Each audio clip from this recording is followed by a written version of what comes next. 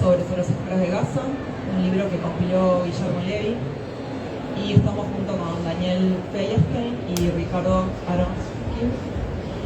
Ellos van a estar debatiendo sobre el tema de Palestina e Israel, y previamente le quería preguntar a Guillermo si nos podía contar cómo había sido el proceso de armar un libro ontológico, o sea, con diversos autores sobre una temática que es difícil de abordar.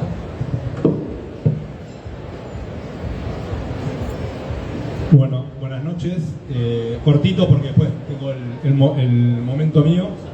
El punto de inicio de poder pensar este libro es claramente el 7 de octubre del 2023 y todo lo que ocurrió a partir de ahí, no solamente aparte del ataque, del ingreso, se podría decir sorpresivo, ¿no?, de Hamas en todas las zonas, sobre todo Kibutzim del sur de Israel, y todo lo que eso generó y la respuesta bestial y criminal posterior que siguió. Y a partir de eso toda una mirada que empieza a ver de un Israel totalmente homogéneo y de un mundo judío totalmente homogéneo y abroquelado por el gobierno de Israel, que a mí me molestaba, sabiendo que hay otras tradiciones y una cantidad de otra gente no tan escuchada que considera que Israel tiene que ser otra cosa y que el legado judío va por otro lado fundamentalmente, con lo cual ahí me puse en contacto con Ronan Rein, que fue vicepresidente de la Universidad de Tel Aviv, estaba en ese momento en la Argentina, una persona que le dimos en la Facultad de Sociales de la UBA el premio honoris causa, tiene muchos trabajos sobre la Argentina muy interesantes, es un revisionista sobre la historia del peronismo y los judíos en la sociedad argentina, y le pedí que me ayude a armar voces israelíes claramente críticas, no es un panel plural sobre distintos israelíes, sino claramente críticas al gobierno de Netanyahu y a lo que estaba ocurriendo en ese momento en Gaza. Algunos nombres yo tenía, otros me aportó él, me fui comunicando, les propuse el libro, a todos les gustó, todos lo hicieron de una forma también militante, porque era producir un texto pero nadie me pidió plata ni derechos de autor. En un caso es un reportaje, en otro es un discurso de una palestina israelí militante de una organización que es Standing Together, y el resto son artículos escritos para el libro, salvo uno que es un artículo de uno de los más intelectuales más vinculados a la temática de genocidio israelíes, que escribió en New York Times, un artículo que fue mundialmente conocido, que es diciendo que era un genocidio lo de Gaza. Eso yo le pedí al New York Times y a él la posibilidad de transcribirlo, después vino también a la facultad. Bueno, eso es el libro, fue un laburo entre junio, julio y agosto del año pasado. La verdad que se lo propuse a Marea enseguida agarró viaje, le interesó. La gente de Marea, Flor y Debret, un montón de gente, la verdad que recontra laburaron, hicieron un trabajo de edición increíble. La verdad que el libro aparte es un libro que está muy bien editado, tiene muestras artísticas de israelíes judíos, de israelíes palestinos. De hecho la tapa y la contratapa son expresiones artísticas de cosas que ocurrieron en Israel después del 7 de octubre. Una es una intervención de la última cena, bueno, no sé dónde lo tengo acá, y el otro es una foto de Mickey Krasman, que es un fotógrafo que entrevisté para el libro. Bueno, eso es un poco la historia del libro, y acá con dos grandes amigos y compañeros también de travesías intelectuales y políticas, Ricardo Aronsky y Daniel Feierstein, que la verdad que aparte de ser una mesa para hablar del tema, del mundo y del tema especialmente Medio Oriente y del libro, son grandes amigos y personas que admiro y respeto mucho, así que muy contento de estar ahora. Ricardo, te presento, sos economista, magíster en Relaciones Internacionales, investigador docente en la Universidad Nacional General de Sarmiento y autor de múltiples libros y artículos. Así que te paso la palabra. Bueno, buenas noches a todas y todos. Yo voy a abordar este tema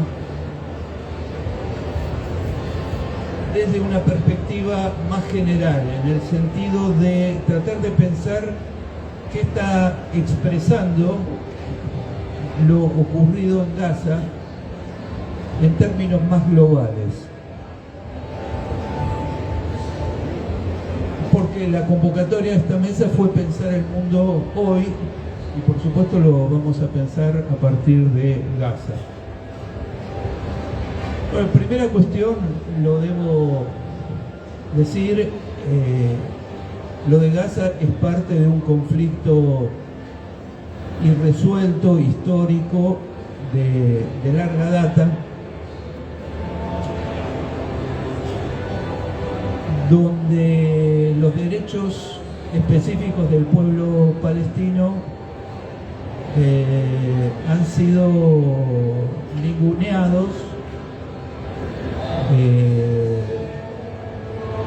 con una tentación de prácticamente que se diluyan en el tiempo y en el espacio.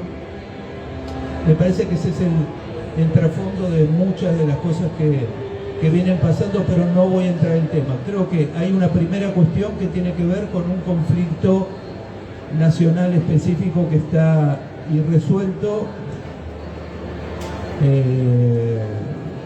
y ese es un punto que permite que muchas tensiones internacionales se expresen en el tema Gaza, y eso es lo que voy a tratar de plantear. ¿En qué contexto mundial estamos? Estamos en un contexto mundial de disolución de un orden que algunos dicen que empezó después de la Segunda Guerra Mundial, otros que empezó con la globalización, es decir, en los años 80-90, pero en todo caso que tenía una referencia, como lo llaman los norteamericanos, un orden internacional sujeto a reglas que no eran tales, pero en todo caso había un discurso que amalgamaba el funcionamiento mundial. Yo creo que el ascenso de China y de alguna forma de Asia en el escenario global es fundamental para entender lo que está pasando en Estados Unidos, que para mí es una de las claves de todo esto y que tiene que ver con la resistencia norteamericana a la posibilidad de perder su lugar como potencia hegemónica, sobre todo a partir de 1945. Esto porque es importante, porque esto está generando un trastocamiento general del orden internacional que se expresa en múltiples cuestiones, pero sobre todo en un estilo norteamericano relativamente nuevo, en el sentido que es mucho más coercitivo y violento, y se expresa de una forma mucho más unilateral. En todo caso, en otro momento, por ejemplo, en la intervención internacional en Irak, los norteamericanos se ocuparon de construir un consenso internacional, se votó en Naciones Unidas, hubo una especie de simulación de fuerza multinacional que iba a operar en Irak. Bueno, ahora no hay tal cosa, hay comportamiento unilateral norteamericano, nosotros lo estamos viendo muy claramente en América Latina. Dijeron Maduro está involucrado en el narcotráfico, vamos y lo detenemos. Y por supuesto que no pasó nada a nivel internacional. Ahí está Maduro en una cárcel norteamericana, y Venezuela con un gran signo de interrogación sobre hacia dónde va ese país, pero tiene que ver con un unilateralismo norteamericano total. Nosotros en América Latina no podemos decir tampoco que eso sea nuevo, ya pasó con Noriega, hay mucho de antecedente, pero lo llamativo es esta actitud norteamericana abierta y explícita de desconocer cualquier orden internacional sujeto a reglas. No hay reglas. La regla es lo que piensa el presidente de los Estados Unidos, esa es la regla. El hecho de la característica coercitiva de los Estados Unidos se expresó ya en el caso Panamá, donde obligó al país a expulsar empresas chinas que gestionaban puertos en el canal. En el caso canadiense, donde también los invitó a unirse directamente a los Estados Unidos, dejar de lado la soberanía e incorporarse a Estados Unidos. En el caso Groenlandia, que simplemente no desapareció como entidad porque forma parte de un país de la Unión Europea, sino también hubiera desaparecido.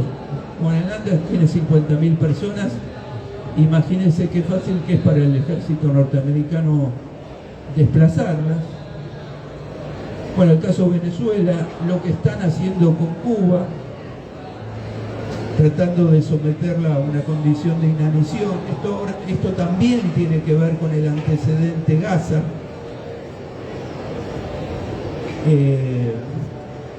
Y eso nos lleva a otro punto, que es que en Gaza lo que se hizo, yo creo que eso tiene que ver con la tolerancia internacional que hubo en relación a Gaza durante larguísimos meses, hasta que los europeos empezaron a tomar alguna distancia y la opinión pública en los países centrales empezó a entrar en un tono mucho más crítico, pero hubo una tolerancia que tiene que ver con correr los límites de lo tolerable a nivel internacional. Es decir, lo que ocurrió en Gaza,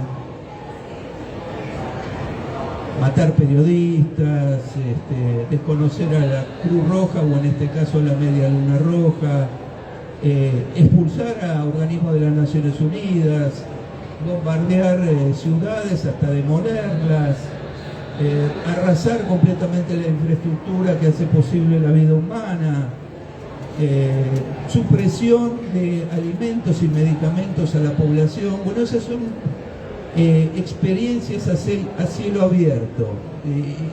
Yo en eso veo una diferencia con otros conflictos mundiales donde pasaron también muchas barbaridades, pero acá tenía el carácter de lo planificado, de lo meditado, de lo que tenía que ver con una decisión que tenía todo un aspecto local, pero desde mi punto de vista las élites europeas y norteamericanas veían en el caso Gaza también un corrimiento de límites que eventualmente puede ser útil.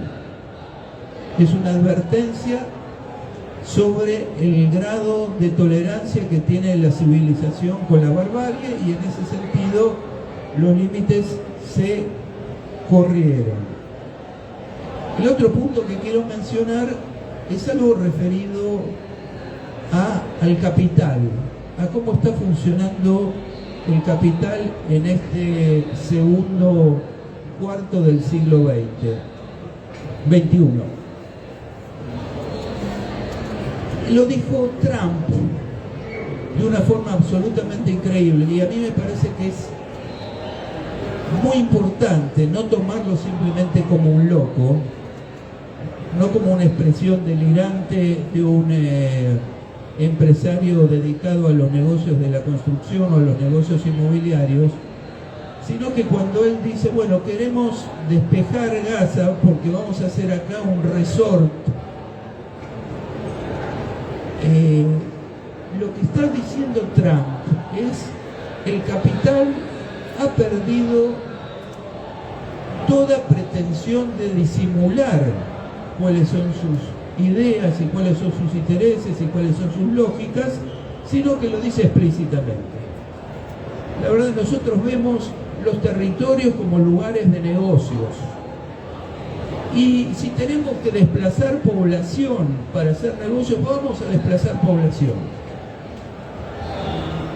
Inevitablemente, yo cuando estuve viendo los planes que están haciendo sectores de la élite argentina para desplazar población de los centros urbanos y sobre todo el conurbano hacia las regiones mineras del país, no pude dejar de pensar que esta es la lógica actual del capital, es decir, utilizar fuerza militar para despejar territorios y para aprovechar territorios. Es más, nosotros sabemos que el dueño de Palantir ahora se estableció por un tiempo en la Argentina. Hace pocas semanas Palantir sacó un documento, sacó un libro y sacó un documento y sacó resúmenes del documento Y en uno de los puntos del documento dice explícitamente, yo no lo puedo repetir textual, pero dice que hay civilizaciones que valen la pena y otras civilizaciones que no valen la pena. Nosotros ya pasamos, la humanidad ya pasó por ese tipo de cosas. Civilizaciones que valen la pena, civilizaciones que no valen la pena.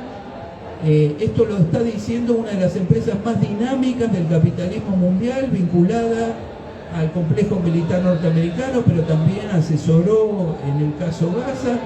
Es decir, el capital está hablando en términos genocidas.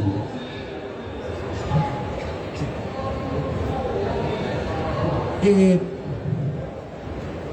Gaza se conjugaron dos proyectos desde mi punto de vista. El proyecto de una derecha extremista, mesiánica, israelí. No voy a entrar en eso porque los compañeros lo van a desarrollar mucho más, pero simplemente decir que ahí hay una lógica que no es una lógica estrictamente económica. No se puede reducir a un problema de economía, sino que es un problema de delirio político intelectual que no tiene la misma lógica que el proyecto norteamericano, que es un proyecto de dominación global, de contener a China, eventualmente lograr que China se tropiece como gran potencia en ascenso y buscando despejar la zona de Medio Oriente o de Asia Occidental de molestas presencias alternativas al dominio norteamericano.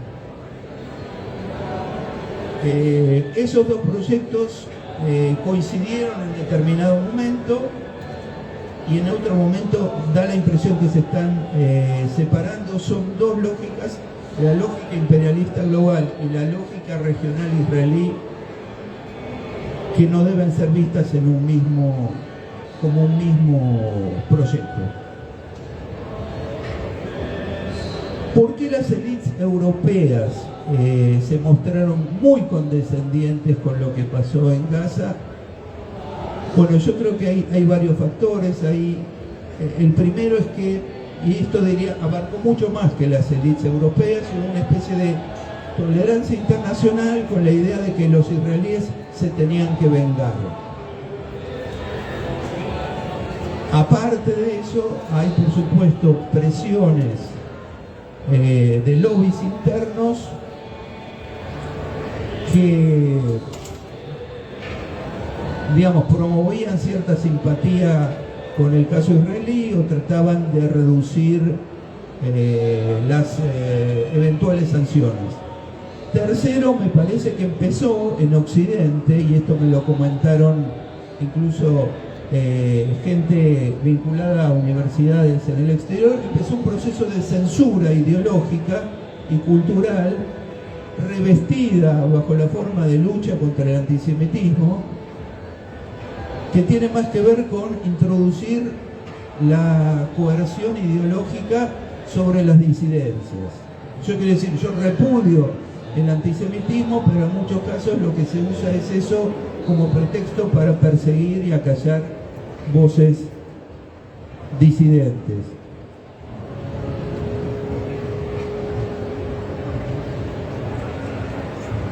En el caso Trump, es importante decir esto, nosotros no sabíamos lo que iba a pasar con Irán, no lo teníamos previsto, por supuesto, pero hay dos cartas que tiene Trump para jugar en el caso Irán. Una es Venezuela. Miren lo que hicimos en Venezuela. Estamos dispuestos a todo, no nos interesa nada, para nosotros no hay legalidad internacional, nosotros entramos, agarramos, nos llevamos al presidente, otra cosa.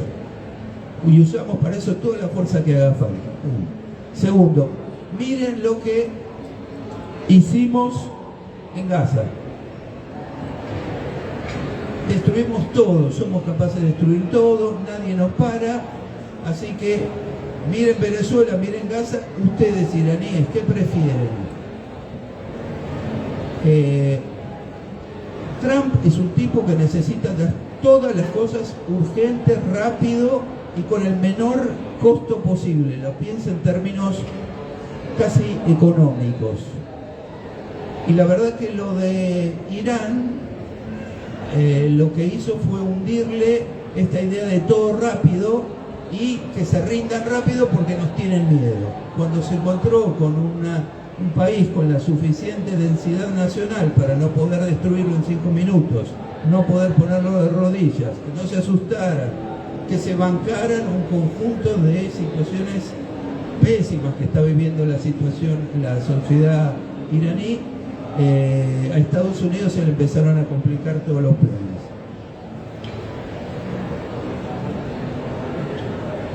Dos conclusiones que me parecen importantes es estamos en un periodo de reconfiguración del orden internacional a una escala masiva, utilizando políticas de amedrentamiento que no conocíamos en esta magnitud y con este nivel de desparpajo. En ese sentido, Netanyahu es como va a quedar en la historia como un modelo extremo de todo esto. Hacemos lo que queremos en nombre de nuestra seguridad nacional.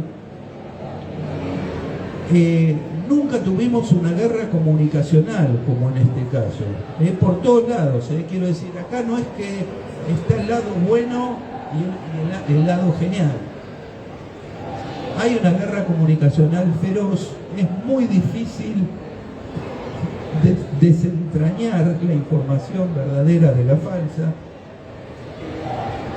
pero lo que sí es evidente es que frente a esta nueva ideología que se pretende establecer de la guerra del más fuerte contra el más débil, y de que hay civilizaciones que valen la pena y civilizaciones que no valen la pena, y que hay pueblos que valen la pena y hay pueblos que no valen la pena, me parece que la única forma de rechazar esto y rechazar las prácticas salvajes que se intentan normalizar y naturalizar es un nuevo internacionalismo y un nuevo humanismo para enfrentar este tipo de barbarie que se está tratando de instalar.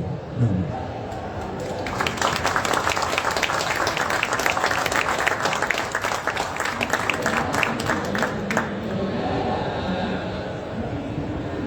Paso la palabra a Daniel. Daniel es sociólogo por la UBA, es docente, es investigador, especialista en prácticas sociales genocidas y autor de la casa también. Bueno, buenas noches.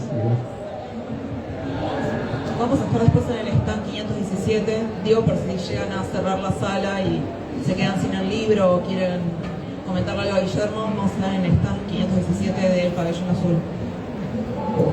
Bueno, buenas noches. Primero una mala noticia. Guillermo me pidió que vaya chequeando. Nos empataron 1-1 porque somos los dos cuervos fanáticos. Nos cayó... no sabía que Ricardo también. Nos cayó el partido justo en la presentación de Guillermo. Dicho eso, volvemos. A ver, un poco la idea para complementar con lo de Ricardo y conectar con el libro era pensar... Ricardo pensaba procesos globales más geopolíticos, económicos, pensar la trama política de lo que está detrás de eso en términos de un proceso también muy internacional, pero que se expresa en Israel, en Gaza, en Cisjordania, en el sentido que es el uso del odio y el resentimiento como estrategia política, ¿no? Esto es como, de alguna manera, esto que es la reemergencia del fascismo tiene distintos episodios, lo estamos viviendo en nuestro país. Uno de sus episodios, la capacidad de utilizar el odio y el resentimiento, y en Israel es un proceso que se da bastante temprano y que se va a ir desplazando de sujeto del odio. Esto es, yo diría que aparece más allá de todo un proceso bastante distinto que va a ser el 48, el 67, aparece dentro de la sociedad israelí en el 77, con el triunfo de la derecha por primera vez en las elecciones israelíes de Begin, donde, digo, va hacia adentro porque el resentimiento es el resentimiento de los judeo-árabes, de los sefaradim hacia el ashkenazí, digamos, y esto es lo que usa Begin como herramienta de construcción política, pero que se va a ir desplazando poco a poco con la aparición de algo que aparecía como una contradicción, que es un sionismo religioso, ¿sí? Donde históricamente los religiosos judíos, desde la interpretación de las propias escrituras, estaban contra el Estado de Israel, porque construir un Estado iba en contra de cómo se pensaba el judaísmo desde esa cosmovisión. Aparece y va cobrando cada vez más fuerza un sionismo religioso, que va a ir cobrando fuerza política ya con el Likud en el poder, y que va a ir construyendo esta idea del gran Israel y la construcción del odio y el resentimiento ya sobre el palestino, sobre el árabe, además de este quiebre entre el judeo sefardí y el judeo ashkenazí. Ahora, Gaza va a producir un efecto muy sintomático para mí, está muy bien expresado en algunos de los trabajos del libro, porque va a generar la caída definitiva de 3 mitos fundantes del Estado de Israel. Y yo digo mitos fundantes porque no terminan de ser ciertos, sobre todo no son muy aplicables al 48, quizás sí a un periodo entre el 48 y el 82, hasta ahí sería discutible, y claramente se caen, ¿sí? Primer mito fundante, la idea de que el ejército israelí es una fuerza de defensa.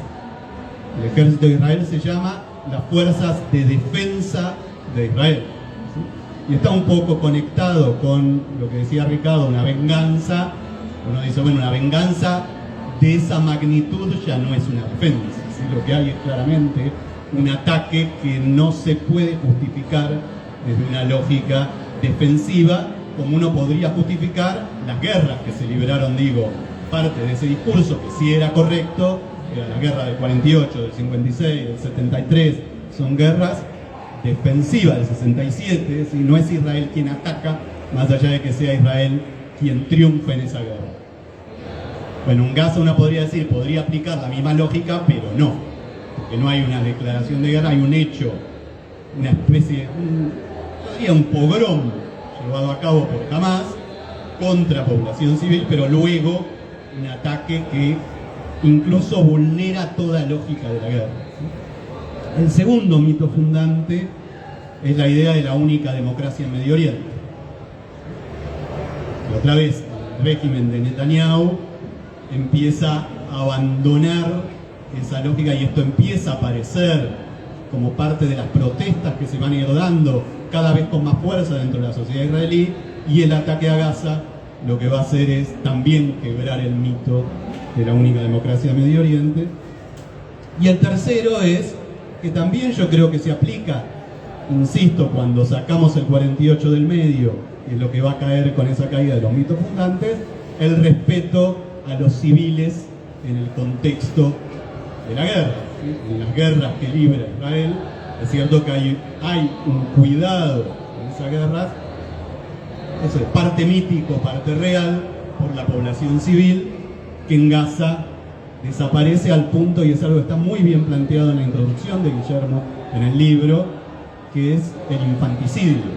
Entonces, en Gaza, Guillermo contabiliza, yo creo que ya son más, porque claro, va pasando 15.000 niños asesinados, 20.000 heridos, y que implican el 20% del total de víctimas. Esto no es encontrable en ninguna guerra, ¿sí? Y en el único lugar donde lo puede encontrar es en determinados procesos genocidas, ni siquiera en todos, tener un niño cada 5 víctimas, lo cual es un componente tremendo de la caída de ese tercer mito. Pero el problema cuando caen los mitos, en que empiezan a aparecer elementos que a mí también me sorprenden, de la investigación de nuevos historiadores israelíes, pero que aparece muy bien expresado en la entrevista que hace Guillermo a Miki Katzman, que son elementos del 48, que pueden ser homologables con este proceso, que esa guerra del 48 tiene masacres de aldeas que van más allá de la conocida por todos que es Deir Yassin, ¿no? Un conjunto de masacres que fueron muy invisibilizadas y que aparecen en espejo con Gaza. Entonces ahí tenemos como un primer gran universo de problemas, que es cómo el proceso de Gaza va a expresar una forma internacional que tiene sus expresiones en Estados Unidos, en Hungría, en Argentina, de la posibilidad de este uso del odio y el resentimiento como legitimación de la deshumanización del otro. Ahora, al mismo tiempo, hay otros dos procesos que aparecen.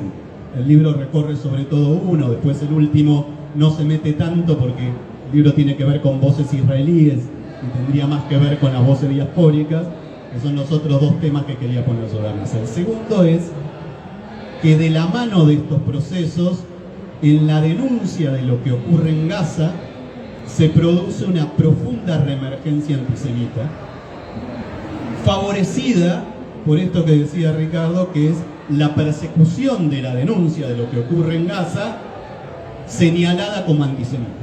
Y entonces, cuando vos planteás todos son antisemitas, eso genera que no sea posible identificar al antisemita.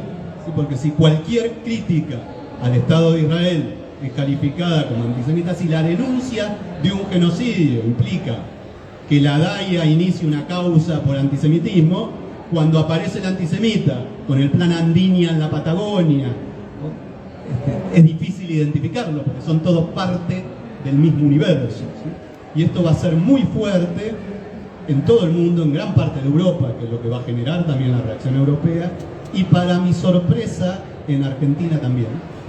Y en Argentina proviniendo no de sus usinas históricas, que es el antisemitismo de la derecha marginal fascista, sino un antisemitismo de izquierda, que es difícil de identificar, porque cuando cualquiera que denuncia el genocidio en Gaza, otra vez es acusado de antisemita, ¿dónde distingo? Y Guillermo lo expresa muy bien en el libro. Había una partecita que les quería leer porque me parece que está muy bien. Si me dan los... Bueno, no me voy a poner, porque tengo que poner los anteojos. Vamos a llevar tiempo. Total, es cortito, lo cuento, después lo leerán mejor en el libro, ¿no? Pero decía esto que nos pasa mucho, lo plantea a él, pero nos pasa a los dos en la cátedra de genocidio en UBA, así que es... empezás a hablar de genocidio y la pregunta va a ser, Feyerstein, Levy, ¿no van a hablar de Gaza? A ver, estoy hablando de los procesos que nos decían, pero ¿cuándo van a hablar de Gaza? En las redes sociales, muchísimo. Feyerstein, que le paga la DAIA para no hablar de Gaza. Que además yo tengo cosas escritas en Gaza, cuando a mí me parece que tengo que decirlo, no cada vez que abro la boca. ¿Sí? Esto es, porque además lo sorprendente es que no aparece. Gaza no es el único genocidio que está ocurriendo hoy. Está Myanmar, está Sudán, pero a nadie se le ocurre decir, che, Feyerstein, ¿no vas a hablar de Myanmar? Que también hablé de Myanmar, donde me parece y cuando me parece. ¿Sí? Y esto, digo, viene de gente más amiga que la derecha fascista. Es esta lógica de decir, lo decía Guillermo, lo dice muy bien, porque dice esto de hay que presentar el pasaporte para ser aceptado en el mundo del progresismo. Y ese pasaporte es, sí, es genocidio lo de Gaza.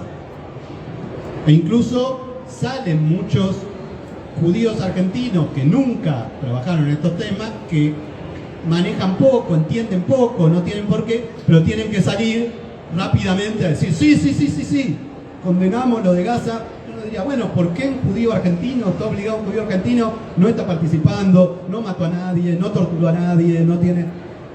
Y esto me parece que es un elemento importante para poner sobre la mesa, de la misma manera el otro, porque también de alguna manera es articulado en ese uso del odio y el resentimiento como estrategia política, y que lo grave en Argentina con la actuación pseudo-judía de Milei es que el recambio por derecha puede venir muy articulado en una lógica antisemita. Porque si Milei es los judíos, y lo que estamos sufriendo por Milei es el establishment y el arreglo judío, bueno, entonces habrá que sacarse de encima a los judíos, a los de acá.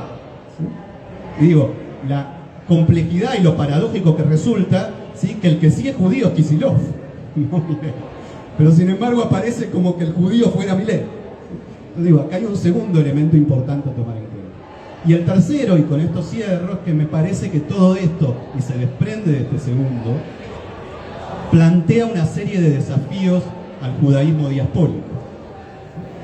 Que es que esa confusión entre el antisemitismo y la crítica al Estado de Israel es intencionalmente generada por las usinas del Estado de Israel, porque no hay ninguna preocupación por el Estado de Israel en que aumente el antisemitismo, sino que hay una voluntad de que aumente el antisemitismo y que los judíos vayan, sobre todo los jóvenes, a integrar el ejército israelí, que se tengan que ir de los países donde viven, ¿sí?, para poder, que fue una política histórica del Estado de Israel, ¿sí?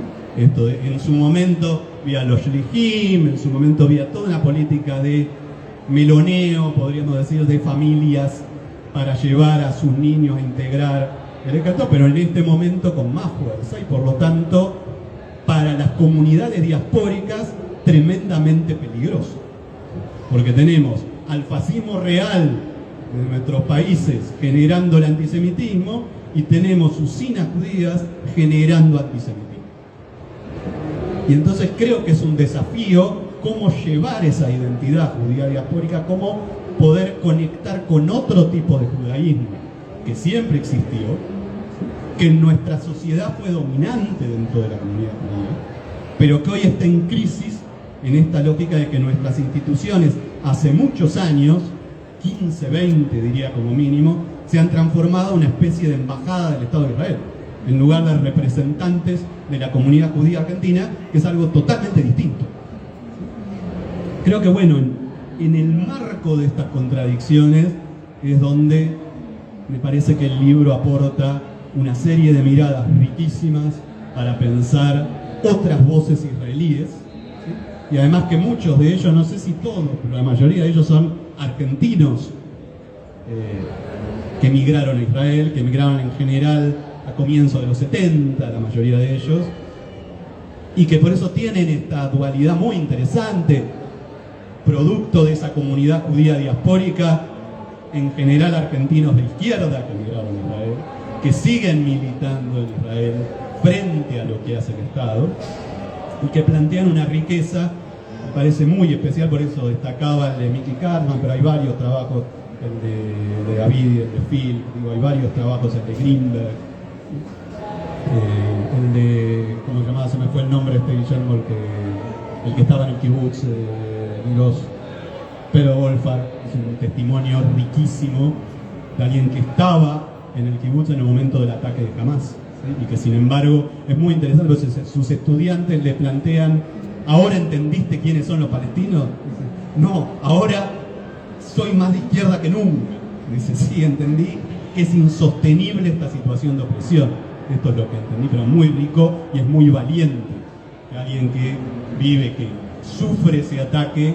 Digo, lo más lógico, yo imagino lo que me pasaría a mí, diría, ahí sí, es probable que me pasara al fascismo israelí. Cuando la realidad te afecta tan personalmente, es muy difícil y es muy valiente poder sostenerse en la humanización. Es muy fácil caer en la deshumanización. Así que bueno, llamarlos a leer el libro, la verdad es muy bueno la introducción de Guillermo también, que trata de situar muchos de estos problemas. Y bueno, estamos necesitando el del judaísmo diaspórico el próximo para pensar este conjunto de problemas. Así que bueno, muchísimas gracias.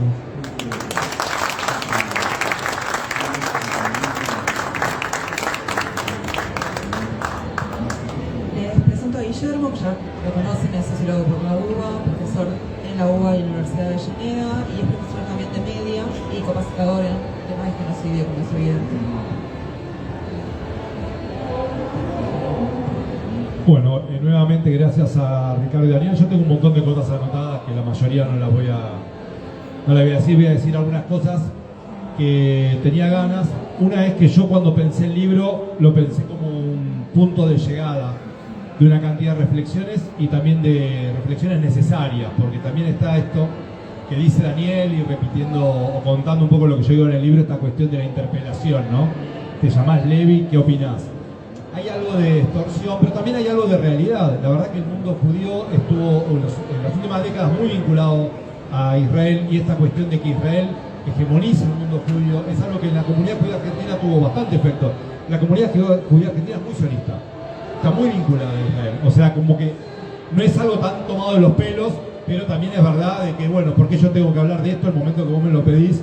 Pero al mismo tiempo sí se vuelve necesario, por lo menos para los que tenemos una trayectoria judía humanista y nos definimos de izquierda, y en el caso con Daniel, que venimos trabajando en las temáticas que nos sigue hace mucho, claramente con mucho dolor, asumir una cantidad de posiciones y poder decirlas. Y yo también coincidiendo con Ricardo, y creo que con Daniel también, creo que es un momento que se necesita un humanismo muy radical, una ética muy radical para decir una cantidad de cosas y para no dejarse doblegar por extorsiones también.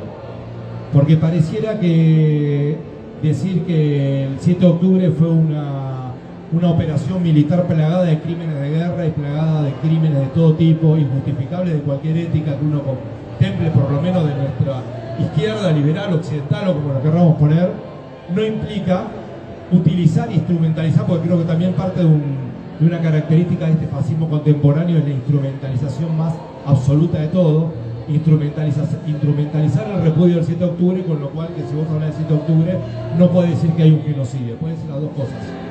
Podés decir que es el Hamas, que es la Jihad Islámica, que es lo que pasó el 7 de octubre. Yo de hecho le dedico el libro a dos mujeres.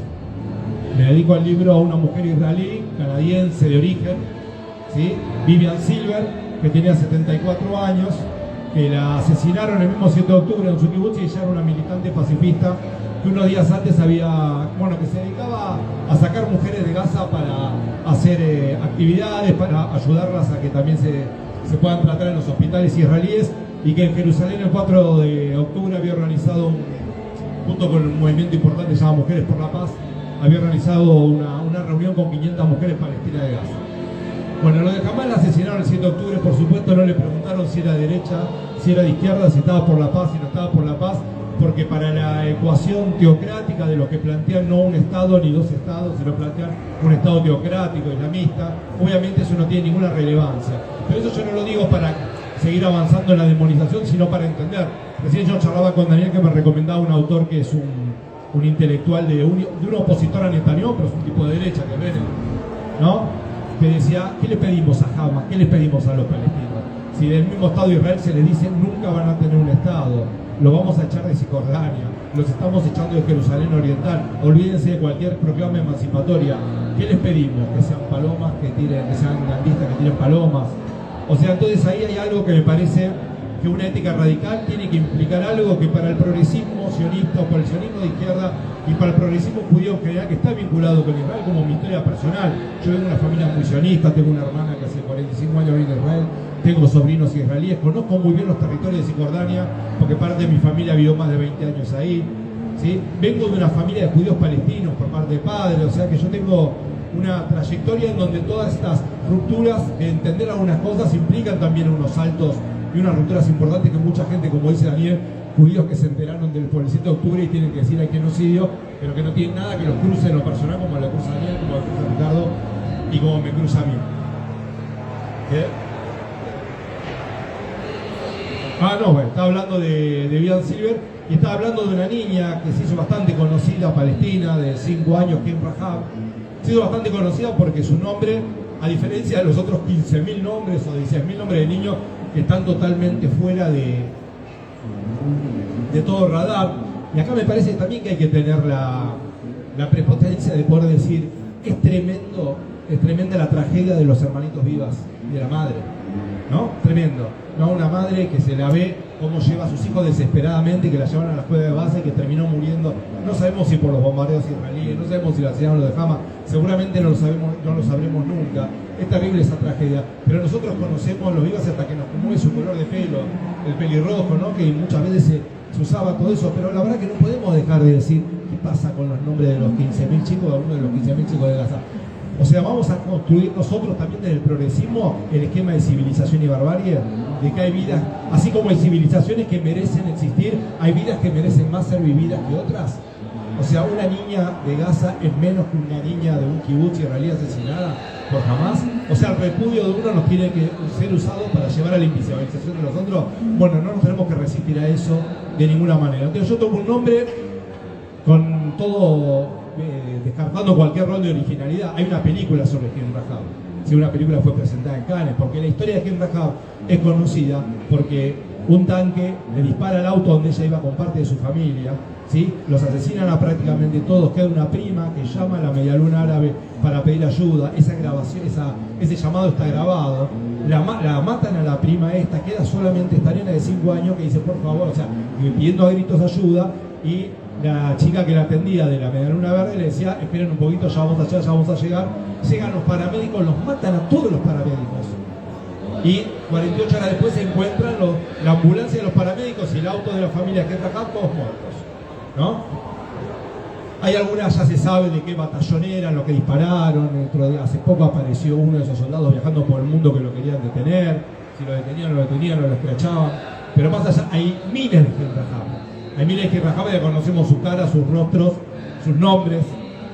Entonces, me parece que una de las cosas que tenemos que decir el 7 de octubre, además que a la vida palestina no le sirvió absolutamente nada, lo único que les trajo es mayor dolor, mayor destrucción, mayor muerte y menos posibilidades quizás de emancipación política. Sí han logrado una visibilización del tema palestino, han logrado un repudio mayor de las políticas israelíes, han logrado también de que los relatos fundadores del sionismo tengan mucho más problemas de ser dichos y difundidos. También han logrado un aumento del antisemitismo, del cual creo que el gobierno de Israel es el principal productor y responsable, y creo que profundizo en lo que dice Dani, creo que es el negocio del gobierno de Israel también en la producción del antisemitismo, porque el antisemitismo abroquela.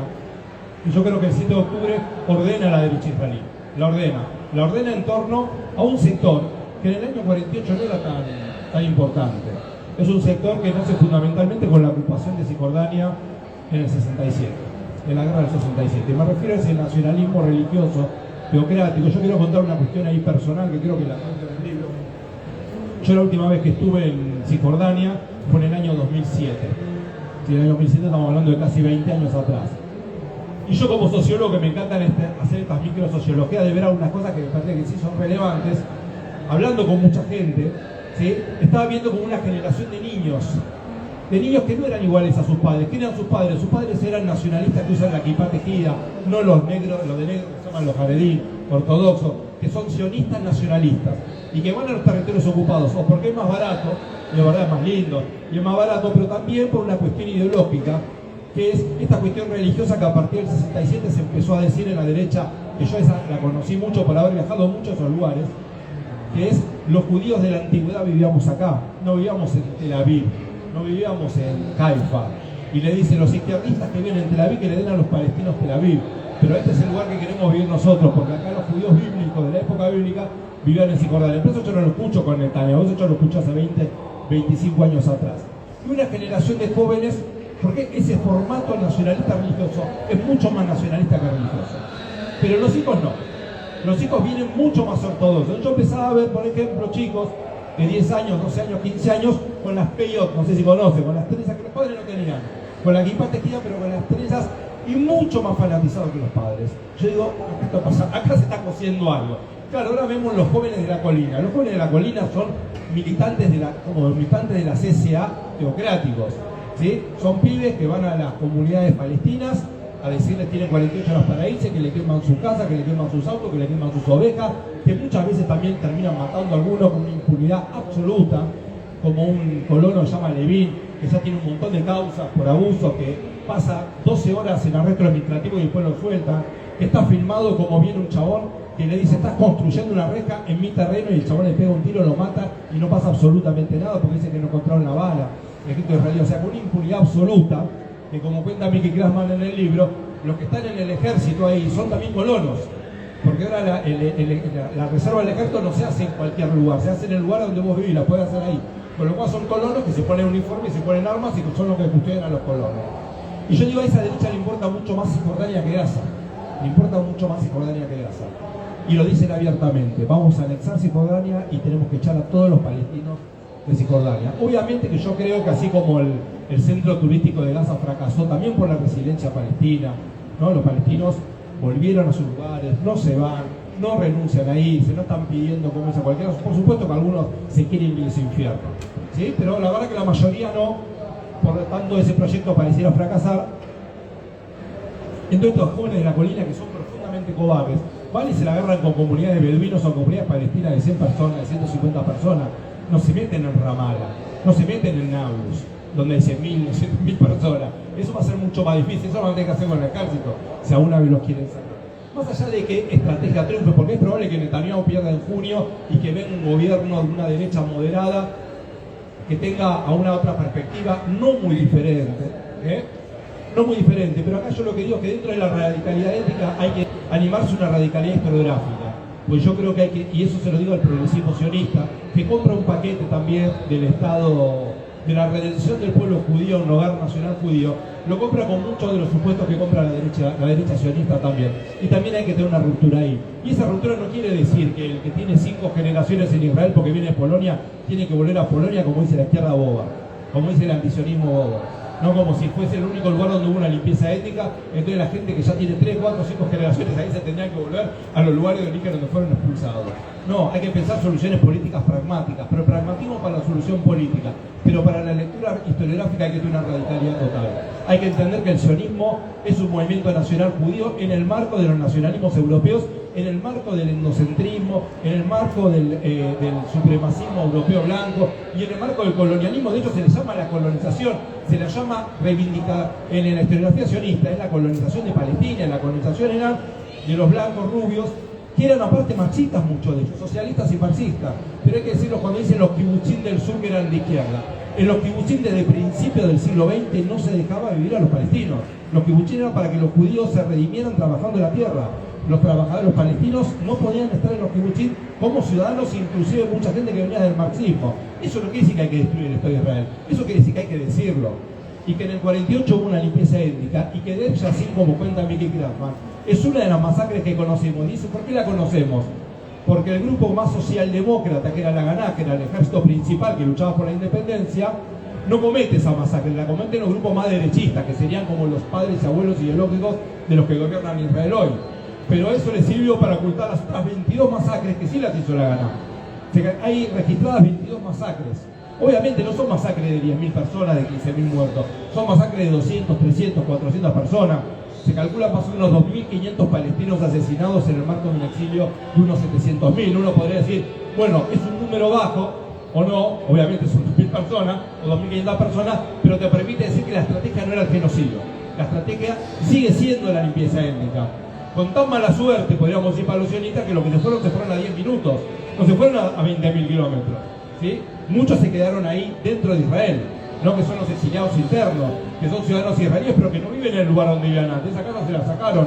Y decir también que el progresismo le cuesta mucho decir que en el año 49 Israel hace una ley donde imposibilita cualquier forma de regreso. Y hay un montón de resoluciones de Naciones Unidas que obligan al derecho al retorno de los refugiados. Y esto es algo negado permanentemente por el discurso político. Hay algo importante en este momento que yo quiero decir también. Yo sé que tengo poco tiempo y no era... No, dejamos un minuto más. Algo más de lo conceptual que usamos para la materia de genocidio, que es la cuestión de que la bronca que no se puede evitar contra Netanyahu y contra la derecha israelí. El progresismo hace una especie de demonización de Netanyahu, como se hizo en la historiografía occidental con el nazismo. Parece el Hitler el loco, los nazis locos, para desligar a la historia occidental moderna del nazismo.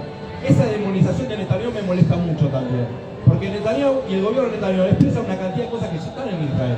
No digo que son mayoritarias ni que son las únicas posibles, pero que ya estaban. Y para el progresismo también es muy doloroso decir que también hubo colonización y que también hubo masacres y que también hubo decir civilizaciones que no pueden ser vividas también dentro de los gobiernos europeos blancos y socialdemócratas de Israel. Las colonias desde Oslo aumentaron de 100.000 personas a 500.000 personas. No fue todo bajo los gobiernos de la derecha. También son los gobiernos de la socialdemocracia que teóricamente son más pacifistas. Ser pacifista no es tirar palomas. Ser pacifista es reconocer que los palestinos fueron desalojados, que hay un derecho al retorno y que hay un derecho a una emancipación nacional. 2 estados, un estado único democrático, lo que sea. ¿Sí? Pero esa solución única puede ser eso. Ninguna solución de ejecución, porque si no, el 7 de octubre también es una respuesta a eso. Lo último, el 7 de octubre también vino después de una masacre de la que se habló poco en los medios internacionales, que fue la marcha al retorno. La marcha al retorno fue movilización pacífica de miles de palestinos en Gaza para entrar a ver a sus lugares, donde los habían echado sus familiares.